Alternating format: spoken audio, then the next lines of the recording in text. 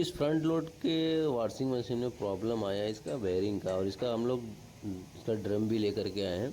अगर ड्रम इसका टूटा रहेगा बैक साइड से तो इसको भी चेंज कर देंगे। तो चलिए पहले उसको फटाफट खोल लेते हैं और देखते हैं कि प्रॉब्लम है कहाँ से। जहाँ तक उम्मीद है कि इसके बेयरिंग का ही, जो बैक साइड दोनों बेयरिंग लगा रहता है वही दोनों में से कोई प्रॉब्लम कर रहा है, जो इसकी वजह से इतना वॉइस कर रहा है। तो चलिए इसको फटाफट खोल लेते हैं। खोलने के बाद इसको देखते हैं कहाँ से प्रॉब्लम है और स्टेप बाय स्टेप कैसे इसको चेंज करना है, और आपको वीडियो में पूरी जानकारी मिलेगी। लास्ट तक बने रहिएगा।